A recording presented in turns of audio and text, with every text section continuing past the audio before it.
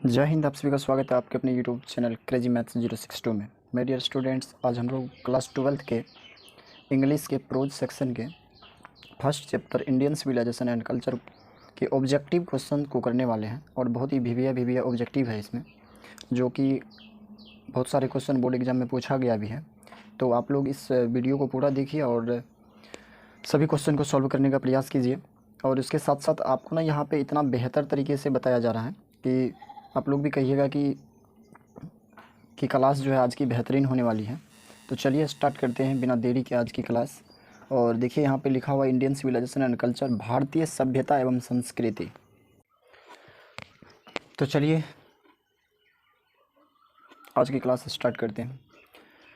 तो यहाँ पे देख लीजिए, भारतीय संस्कृति एवं सभ्यता, भारतीय संस्कृति एवं सभ्यता, इंडियन सिविलाइजेशन एंड कल्चर। इनके महत्वपूर्ण क्वेश्चन जो है इम्पोर्टेंट, वो करने वाले हम लोग। इसमें बहुत सारे क्वेश्चन बोर्ड एग्जाम में पूछा गया भी है और आगे पूछने की भी संभावनाएं हैं। तो आप सभी इस क्वेश्चन को पूरा सॉल्व करें और इतना बेहतरीन तरीके से बताया जाएगा और इतने ही अच्छे तरीके से इसमें क्वेश्चन को सेटिंग किया गया है कि आप लोग भी इसमें खुद से भी समझ सकते हैं, आप लोग को भी परेशानी नहीं होगा। तो चलिए स्टार्ट करते हैं आज की क्लास। तो आज का हम लोग का यहाँ पे, चलिए राइटर की बात करें हम लोग, तो राइटर में देख लीजिए इसका इंडियन सिविलाइजेशन एंड कल्चर को किसने लिखा है, तो इसको देख लीजिए महात्मा गांधी के द्वारा लिखा गया ये। उसके बाद है इसकी बर्थ की बात करें तो बर्थ है 2 अक्टूबर है यहाँ पे, 2 अक्टूबर 1869 ईस्वी को गुजरात के पोरबंदर में हुआ था। पोरबंदर नामक एक जगह था, मतलब जो है वहाँ पर हुआ था, गुजरात स्टेट के। और आगे हम लोग इसकी डाइट की बात करें, इसकी मृत्यु जो हुई थी तो वो मृत्यु कब हुई थी, तो मृत्यु देख लीजिए यहाँ पे, डाइट 30 जनवरी 1948 ईस्वी में इसका मृत्यु हुआ था। वो भी कहाँ पर, इन कंपाउंड ऑफ बिरला, बिरला के परिसर में, कंपाउंड में हुआ था इसका मृत्यु। चलिए आगे हम लोग जानते हैं। आगे हम लोगों का ही is known as the father of nation और बापू। वे भारत के राष्ट्रपिता और बापू के नाम से भी जाने जाते थे। तो आप लोग का क्वेश्चन जब आएगा कि कौन भारत के राष्ट्रपिता और बापू के नाम से जाने जाते थे, तो इसका आंसर आएगा महात्मा गांधी। और आगे हम लोग थोड़ा सा बढ़ते हैं इसमें। इट इज़ एन एसे, ये क्या है हम लोगों का, एसे है मतलब निबंध है। ये क्या है, एसे है। ये भी चीज़ें बहुत ही इंपॉर्टेंट होता है कि इसमें भी पूछा जाता है कभी कभी कि शॉर्ट स्टोरी है कि एसे है कि स्पीच है, क्या है, नहीं है। चलिए आगे हम लोग पहला ऑब्जेक्टिव यहाँ पे आपके सामने स्क्रीन पे दिख रहा होगा। चलिए और फर्स्ट क्वेश्चन है,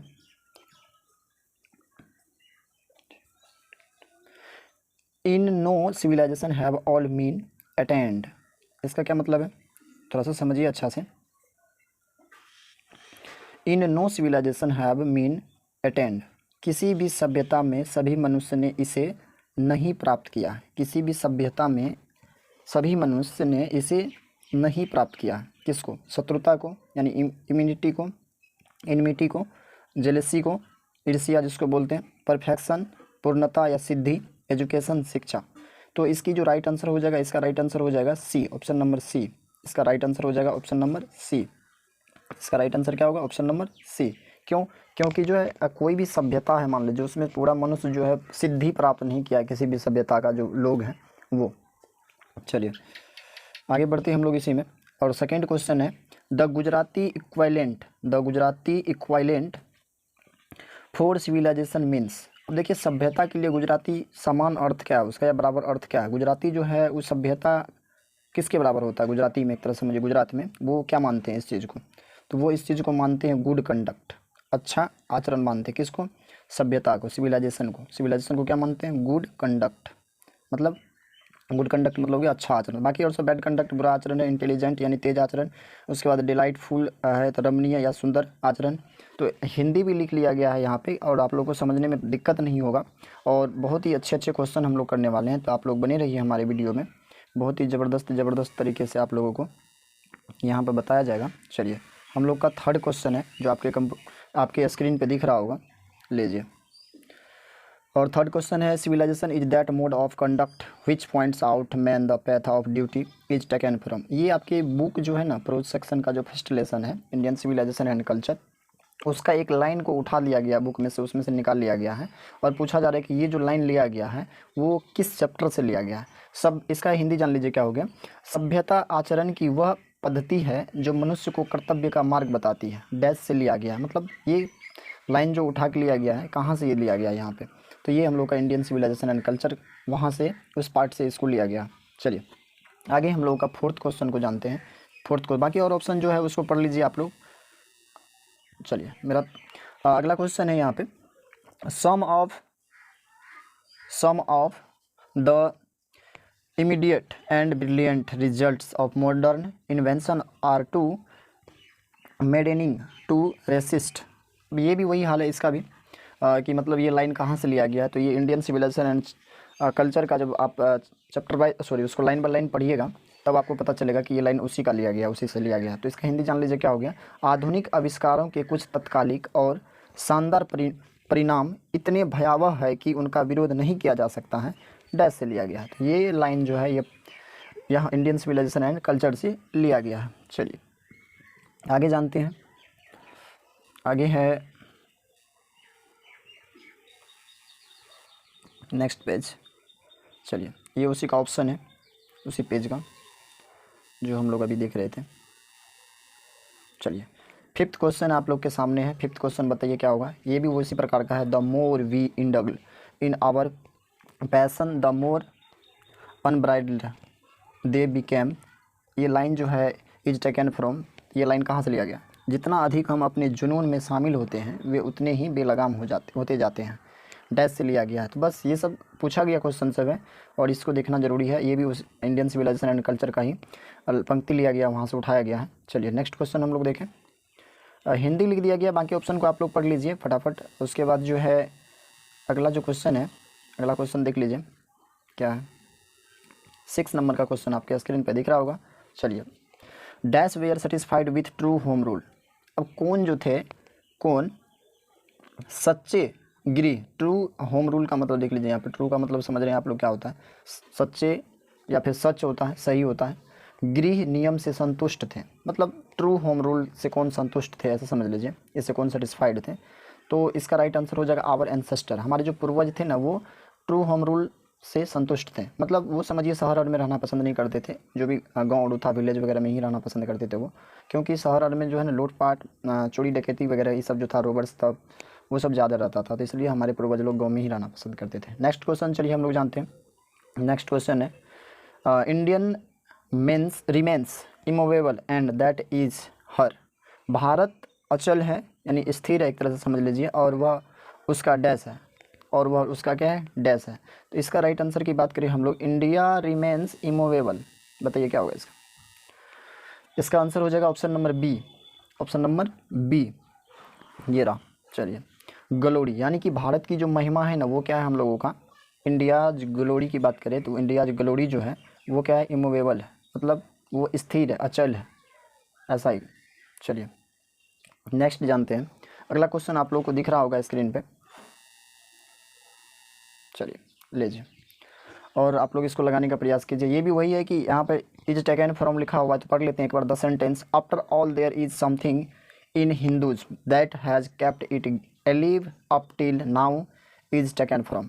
यह वाक्य आखिरकार हिंदू धर्म में कुछ ऐसा है जिसने इसे अब तक जीवित रखा है। इसका मतलब ये हो गया कि आखिरकार हिंदू धर्म में ऐसा कुछ तो है, तभी तो हमारी सभ्यता और संस्कृति अभी तक जीवित है। बाकी और सब देश तो अपना अपना सभ्यता संस्कृति खो चुका है, खो बैठा है वो।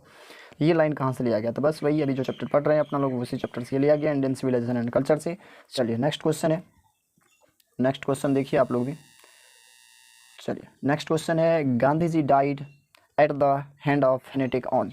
मतलब फेनेटिक का मतलब होता है ना कट्टरपंथियों के हाथ। आपको भी पता होगा कि गांधी जी की मृत्यु नहीं हुई थी, उसको मारा गया था, ठीक। कट्टरपंथियों के हाथ गांधी जी की मृत्यु हुई थी, यानी मारा गया था उसको। तो उसकी मृत्यु कब हुई थी बताइए। इससे पहले फर्स्ट में जब हम लोग क्लास मतलब स्टार्ट किए थे तो वहाँ पे आप लोग को बताए थे उसका डेट ऑफ बर्थ और डेट ऑफ डाइड यानी मृत्यु जो था उसका वो कब हुआ था। इसका ऑप्शन नंबर क्या हो जाएगा, ऑप्शन नंबर सी हो जाएगा। 30 जनवरी 1948 ईस्वी में, 1947 में देश आज़ाद हुआ और 48 में इसको मार दिया गया कट्टरपंथियों के हाथ। चलिए तो इसका आंसर हो जाएगा option number C. Next question की ओर बढ़ते हैं। कमेंट में ज़रूर बताइएगा कि आप लोगों को क्लास कैसा लग रहा है। चलिए पेज नंबर हम लोग का यहाँ पे, चलिए लीजिए अब 10 नंबर का क्वेश्चन देखिए। I believe that the civilisation India has evolved is not to be beaten in the world. मेरा मानना है कि भारत ने जो सभ्यता विकसित की है उसे दुनिया में कोई भी नहीं हरा सकता है, हराया नहीं जा सकता है। हमारे जो भारत, मतलब कहने का मतलब गांधी जी बोलते हैं अपने इस एसे में कि मेरा मानना है कि हमारे जो पूर्वज जो थे, या फिर समझ लीजिए भारत के जो भी लोग थे, पूर्वज लोग, उन्होंने जो भी संस्कृति और सभ्यता बनाया है वो कहीं पर भी उसको कोई भी पूरा वर्ल्ड में मतलब बिटेन नहीं कर सकता, मतलब हरा नहीं सकता। चलिए, तो ये लाइन कहाँ से लिया गया, तो बस आपको आंसर का पता चल गया होगा। तो इसका ऑप्शन नंबर क्या हो जाएगा, ए, खट्टाक। चलिए नेक्स्ट क्वेश्चन की ओर बढ़े। आपके सामने नेक्स्ट क्वेश्चन भी है, लीजिए। आवर फोर फादर्स मतलब होता वही आवर एंसेस्टर्स, जिसको हमारे पूर्वज बोलते हैं, ठीक है। Did not invent machinery because, हमारे पूर्वज लोग मशीनों और का आविष्कार नहीं करते थे। आप लोग को बता दें कि ये जो है ना वेस्टर्न सिविलाइजेशन जो है, पश्चिमी सभ्यता का लोग हम लोग के ऊपर जो है, भारत के ऊपर आरोप लगाता था। गांधी जी कहते हैं इस निबंध में कि वो उन लोगों का आरोप था हम लोगों के ऊपर कि हम लोग जो है ना मतलब मशीनों और का आविष्कार नहीं करते, हम लोग क्या इग्नोरेंट है, मतलब अज्ञानी है, समझ लीजिए। हम लोग कोई नए आविष्कार के बारे में हम लोग ज़्यादा नहीं सोचते हैं। तो महात्मा गांधी इधर से बताते भी हैं कि हम लोग हम में भी कैपेसिटी है, क्षमता है आविष्कार करने का, लेकिन हम लोग जानबूझ के मान लीजिए आविष्कार की ओर ज़्यादा ध्यान नहीं देते हैं, नए नए मशीनों का खोज नहीं करते हैं। तो वही चीज़ बोला जा रहा है यहाँ पर, नहीं करते थे। क्यों नहीं करते थे? क्योंकि महात्मा गांधी बोलते हैं इस निबंध में, अगर मशीन का आविष्कार होगा तो हम लोग ना गुलाम हो जाएंगे। किसका गुलाम हो जाएंगे? तो ए नंबर का ऑप्शन चलिए पढ़ते हैं। वे जानते थे कि हम गुलाम बन जाएंगे। तो ये ऑप्शन नंबर इसका ए सही है, बाकी और सब ऑप्शन नंबर सही नहीं है। तो ये ऑप्शन नंबर ए ठीक है इसका। बाकी देख लीजिए, they knew we would become slaves, वे जानते थे कि हम लोग गुलाम हो जाएंगे। अभी भी देख रहे हैं कि सारा काम मशीन से होने लगा है, बेरोजगारी आ गया है कितना। They knew we would be happy, हम लोग खुश हो जाएंगे। वे जानते थे कि हम लोग खुश हो जाएंगे, ऐसा कहीं हो हम लोग खुश हो जाएंगे, मतलब तो ये तब तो वही काम करते हैं, मशीन का ही आविष्कार करते हैं। They did not like to see the comfortable, उन्हें आरामदायक देखना पसंद नहीं था। ये सब कुछ नहीं, ऑप्शन नंबर इसका एज राइट। चलिए नेक्स्ट क्वेश्चन की ओर बढ़े। कैसा लग रहा है क्लास आप लोगों को कमेंट में ज़रूर बताइएगा। एक बार प्रैक्टिस कर लीजिए, बहुत ही मज़ा आएगा। एक भी क्वेश्चन आपका बोर्ड एग्जाम में नहीं छूटेगा। Mahatma Gandhi has written the lesson, Mahatma Gandhi ने पाठ लिखा है। कौन सा पाठ लिखा महात्मा गांधी, बताइए। महात्मा गांधी के द्वारा लिखा गया इसमें कौन सा? आई हैव ए ड्रीम, मेरा एक सपना है, the artist, Indian civilisation and culture, a marriage proposal. तो इसको किसने लिखा बताइए जल्दी से फटाफट। Option number C is correct. चलिए आगे बढ़े। आगे है हम लोगों का नेक्स्ट क्वेश्चन, दिख रहा होगा आप लोगों का, फेरोज। चलिए नेक्स्ट क्वेश्चन को देखिए। Pharaohs were rulers of ancient, pharaohs प्राचीन काल के शासक थे। कहाँ का शासक था मालूम है? बताइए। रूस का था, इंडिया भारत का था, मिस्र का, यूनान का? तो फेरोज के बारे में हम लोग जानते हैं, इसका जो शासक ये था इजिप्ट का, यानी मिस्र का शासक था ये। चलिए नेक्स्ट क्वेश्चन हम लोग जानते हैं। Dash were rulers of Egypt, यहाँ देखिए उसी क्वेश्चन को फिर घुमा दिया गया कि कौन इजिप्ट के शासक, मिस्र के शासक, वो इजिप्ट का मतलब मिस्र होता है, उसके शासक कौन थे? अभी तो पढ़े तो ऊपर में यहाँ पे फेरोज। अब यहाँ पर भी 14 नंबर का क्वेश्चन देख लीजिए, 14 नंबर में ये कौन सा होगा? तो फेरोज इज करेक्ट। चलिए नेक्स्ट क्वेश्चन की ओर बढ़े। अगला क्वेश्चन है आप लोगों के सामने। अरे दूसरा पेज आ गया क्या? ये कैसे हो गया? एक मिनट।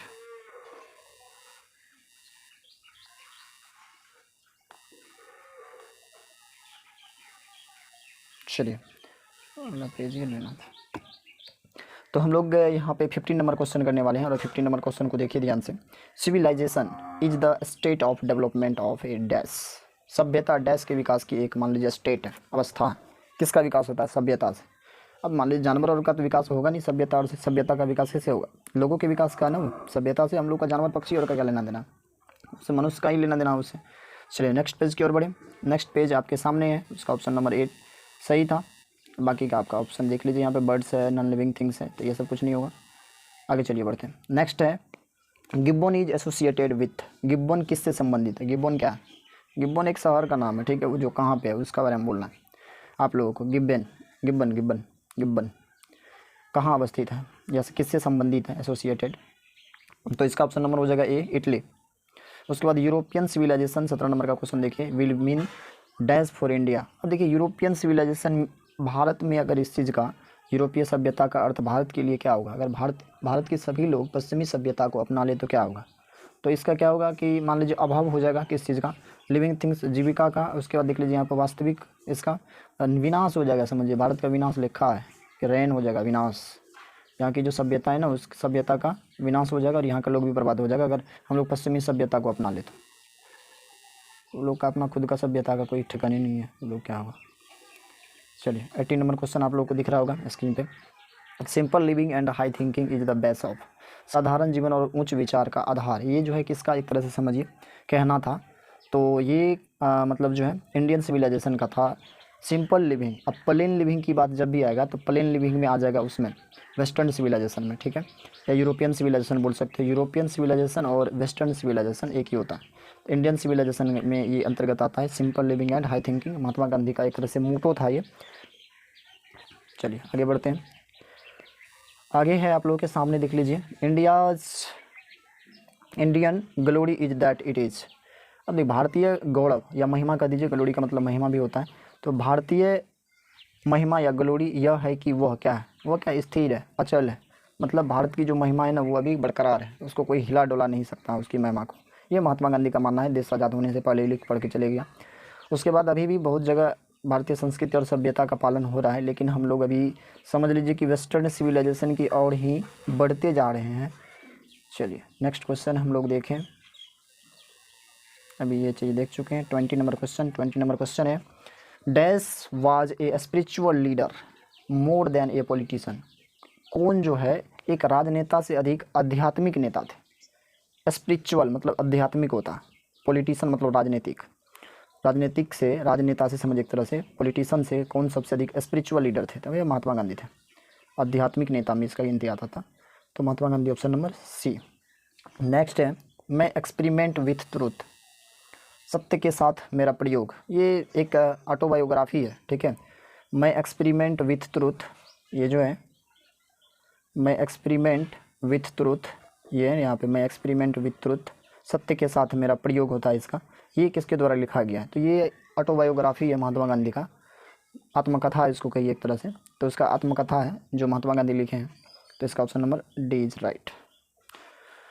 नेक्स्ट क्वेश्चन है हम लोगों का, चलिए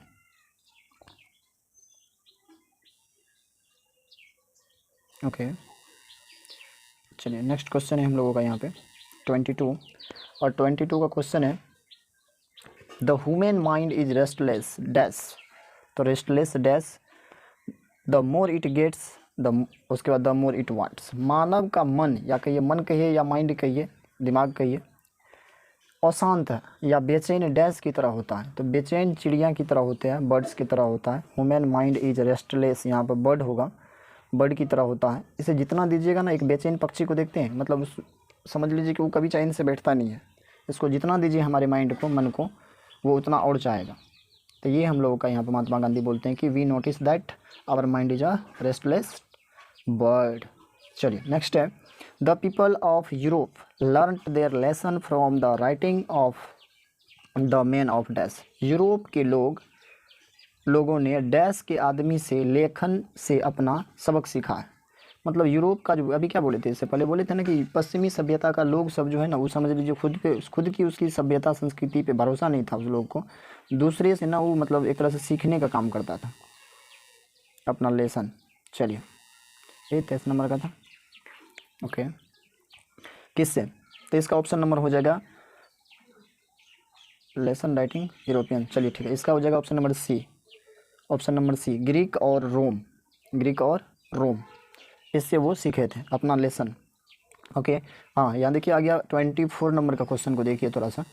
24 नंबर का क्वेश्चन क्या है, 24 नंबर का क्वेश्चन है प्लेन लिविंग। इससे पहले हम लोग का सिंपल लिविंग था, तो सिंपल लिविंग जो था वो समझ लीजिए इंडियन सिविलाइजेशन का था, और अभी प्लेन लिविंग जो है ये मोटो है एक, एंड हाई थिंकिंग ये मोटो था वेस्टर्न फिलोसफर का, कह सकते हैं आप, वेस्टर्न यानी पश्चिमी दार्शनिक जो था उसका था ये। Option number A correct. Okay अगला क्वेश्चन देखिए यहाँ पर my next question number 25, sacrifice is the soul of our, त्याग या बलिदान हमारी डैश की आत्मा है, किसकी बताइए। तो त्याग और बलिदान जो है ना, ये क्या है, हमारे अधिकारों की आत्मा है। बाकी इस ऑप्शन को आप पढ़ लीजिएगा, उसका हिंदी भी बगल में लिख दिया गया, तो इसका राइट्स हो जाएगा आंसर में, राइट्स ऑप्शन नंबर बी, 25 का बी हो जाएगा। उसके बाद देखिए 26 का क्या, 26 में है dash is dead against blind imitation of western civilisation, पश्चिमी सभ्यता के अंधाधुनीकरण के खिलाफ मर चुका है क्या। उसके बाद देखिए dash is dead against blind imitation of western civilisation, पश्चिमी सभ्यता के अंधाधुनीकरण के खिलाफ मर चुका है। कौन, क्या होगा इसका बताइए। ये क्वेश्चन 26 का थोड़ा फॉल्ट लग रहा है क्या।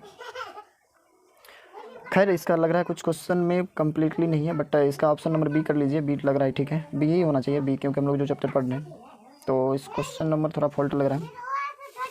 अरे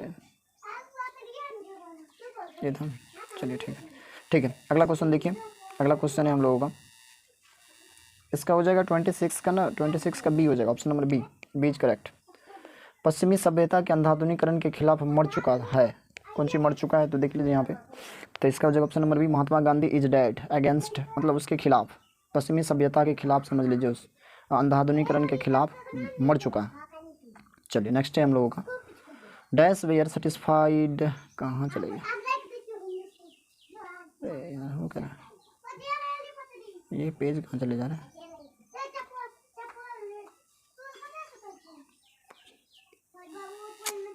यार क्या सेटअप है ना,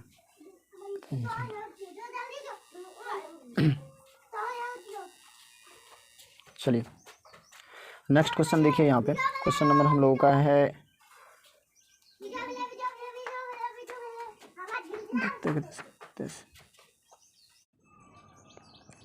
चलिए अगला क्वेश्चन देखते हैं, डैश वे आर सेटिस्फाइड, हाँ देखिए अगला क्वेश्चन देखिए 27 का, dash they are satisfied with the small village, छोटे मतलब जो घर से जो है ना, गांव से, छोटे गांव से कौन संतुष्ट रहते थे, सेटिस्फाइड थे, तो गांव में रहना कौन पसंद करते थे, हमारे पूर्वज, हमारे एंसेस्टर जो था वही ना, तो ऑप्शन नंबर ए हो जाएगा, ठीक है इसका। चलिए अगला क्वेश्चन देखते हैं, civilisation taught us to be more dash towards one another, सभ्यता ने हमें एक दूसरे के प्रति डैश होना मतलब सिखाया, मतलब हाँ भारतीय सभ्यता जो है ना एक दूसरे के प्रति हम लोगों को कैसे होने के लिए सिखाया, फ्रेंडली होने के लिए सिखाया, मित्रवत होने के लिए, किसी से गुस्सा करो विरोध, ये सब हम लोग का सभ्यताओं के अंतर्गत नहीं आता।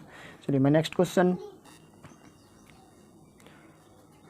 चलिए ये रहा आपका, मैं नेक्स्ट क्वेश्चन दिख रहा होगा आपके स्क्रीन पे, our ancestors enjoy true dash rule, तो होम रूल होगा इसका, ऑप्शन नंबर सी। चलिए उसके बाद आगे है हम लोग का wealth and luxuries, wealth and luxuries do not make a dash happy, क्या होगा इसका बताइए।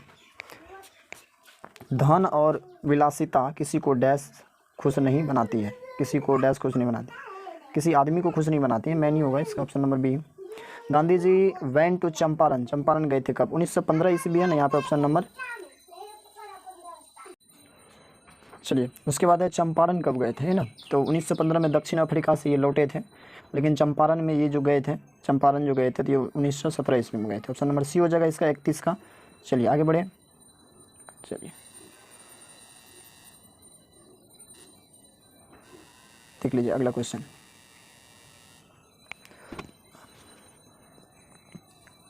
अगला क्वेश्चन है people of Europe are inspired,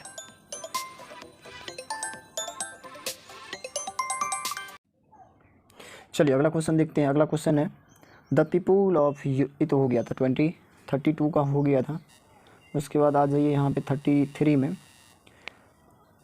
33 number question है the invention of proved a milestone in our development, dash का आविष्कार हमारे विकास में मील पत्थर का साबित हुआ, मतलब डैश का आविष्कार हमारे विकास में मील का पत्थर साबित हुआ, ऐसा था क्या, किस चीज़ का विकास, तो एक फायर का जब खोज हुआ था ना तो उसको माइलस्टोन माना जाता है उसको, मतलब मील का पत्थर माना जाता है इसको, माइलस्टोन मीन्स होता है मील का पत्थर, समझ लीजिए वो चक्की जो होता है उसका पत्थर माना जाता है, जब आग का खोज हुआ था तो इस चीज़ को समझिए एक तरह से पूरा आविष्कार हो गया था इसका, तो सभी लोग इसको माइलस्टोन के नाम से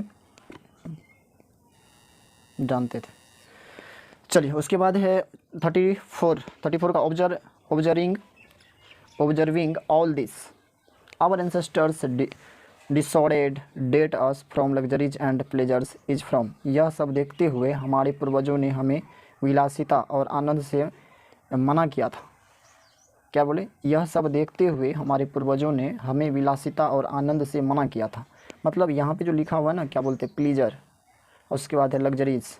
तो ये हो गया प्लीजर, मतलब हो गया आनंद, उसके बाद ये लग्जरीज जिसको वो शान शौकत एक तरह से लग्जरियस लाइफ का नाम सुने होंगे, तो उस चीज़ से ना मना किया गया था। तो ये लाइन कहाँ से लिया गया, तो बस वही इंडियन सिविलाइजेशन एंड कल्चर, महात्मा गांधी का तो सिंपल लिविंग हाई थिंकिंग उसका था कि मतलब जो है आप रहन सहन आपका जो है साधारण हो, लेकिन सोच पूरा लंबा चौड़ा रखो, पूरा हाई लेवल का। सिविलाइजेशन पॉइंट्स आउट टू, सभ्यता मनुष्य को इंगित करती है क्या, पैसे कैसे कमाए, how to make money, how to win the enemy, दुश्मन से कैसे जीते, शत्रु से कैसे जीते, या फिर कर्तव्य का मार्ग बताता, द पेथ ऑफ ड्यूटी, या फिर द वे ऑफ लिविंग, जीने का तरीका। तो इसका option number C is right, C correct है। कर्तव्य का मार्ग दिखाती है, कोई भी सिविलाइजेशन सभ्यता है ना, उसका क्या कर्तव्य है, उसको ये मार्ग दिखाने का काम कर रही है। चलिए नेक्स्ट है, तो 35 का हो जाएगा ऑप्शन नंबर सी। उसके बाद चलिए 36 क्वेश्चन यहाँ पर देख लीजिए, ऑप्शन तो दूसरे पेज में होगा। To observe morality is to attend mastery, नैतिकता का पालन करना किस पर प्रभुत्व प्राप्त करना है, मतलब नैतिकता का अगर हम लोग पालन करते हैं तो किस पर, समझिए किस चीज़ पर, तो कौन सा चीज़ है, ऑप्शन देखने के बाद पता चलेगा फिर। तो ये रहा ऑप्शन, ये रहा ऑप्शन, किस चीज़ पर प्रभुत्व प्राप्त करने के बराबर है अगर नैतिकता हम लोग करते हैं तो क्या होगा बताइए। Economic growth, political growth, mind and fashion, उसके बाद कला। तो इसका option number C is correct. एक मिनट,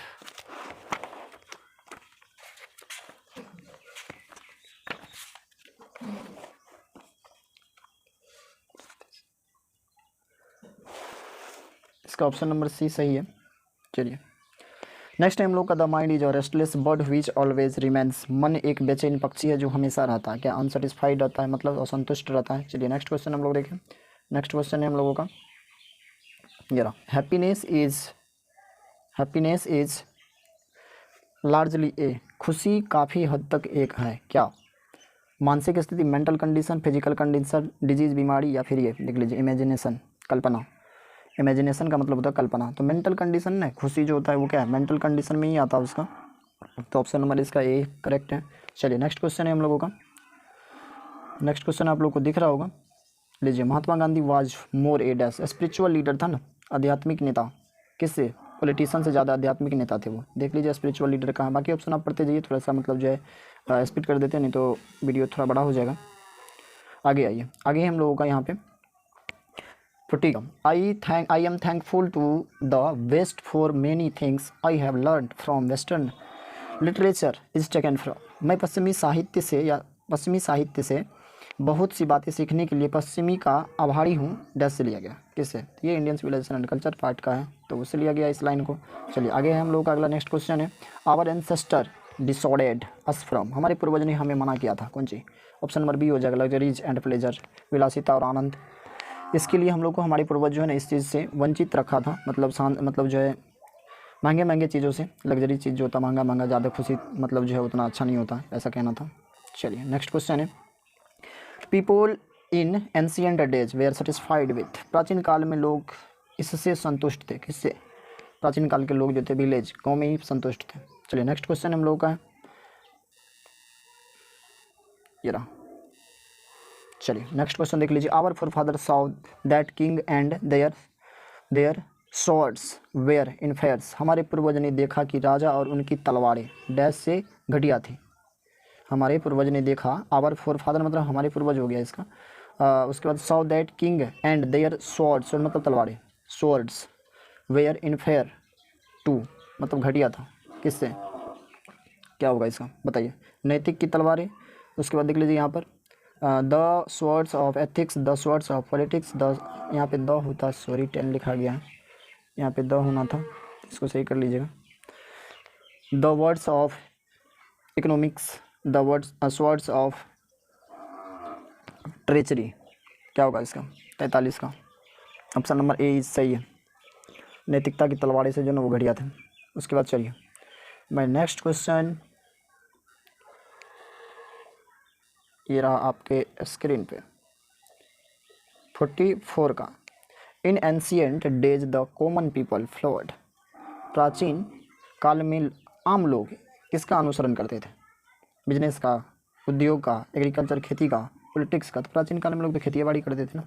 चलिए, उसके बाद हो जाएगा modern civilisation is the worship of dash. Modern, आजकल की जो सभ्यता है ना, आधुनिक सभ्यता, वो किसकी पूजा करते हैं? आजकल की जो सभ्यता को मानने वाले लोग हैं, नीति शास्त्र का, भाईचारा का, ये सब नहीं, समानता का ही, पदार्थ मेटेरियल का, पदार्थ का करता है। माना जाता है ऐसा कि आजकल का लोग जो है ना, ये जो है नैतिकता और की जो है, इस सब की कोई भी बातें नहीं करती है, सब इसमें पदार्थ की ओर भाग रहे, नए नए आविष्कारों की ओर। चलिए 46 का देख लीजिए, 46 का है, Indian civilisation and culture has been written by. किसके द्वारा लिखा गया ये तो एम गांधी, महात्मा गांधी के द्वारा। चलिए my next question, in ancient days the common people enjoyed. Home rule होगा इसमें, ट्रू होम रूल। प्राचीन काल में लोग जो है ये इंजॉय करते थे किस रूल का?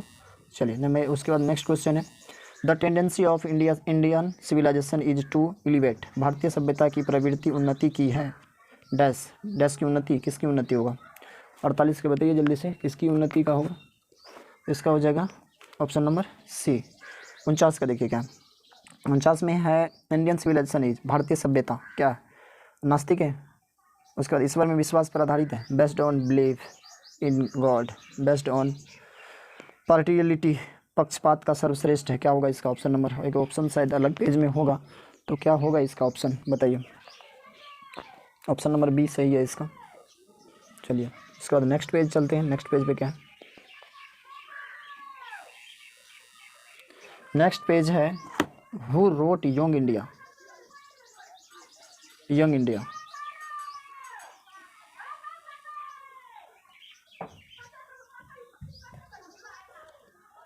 यंग इंडिया किसने लिखा? इसका महात्मा गांधी होगा आंसर। चलिए इसी के साथ आप लोगों की आज की क्लास, ये फर्स्ट चैप्टर का ऑब्जेक्टिव मैंने कराया, जो बहुत ही इंपॉर्टेंट ऑब्जेक्टिव है, जो कुछ क्वेश्चन पूछा गया भी है, कुछ क्वेश्चन आगे 2023 में जो आप लोग 2024 में जो एग्ज़ाम दीजिएगा उसके लिए बहुत ही इंपॉर्टेंट क्वेश्चन है। और इसको एक बार पुनः देख ले, इस वीडियो को री करके, जो समझ में नहीं आया तो कमेंट ज़रूर कीजिएगा। जय हिंद।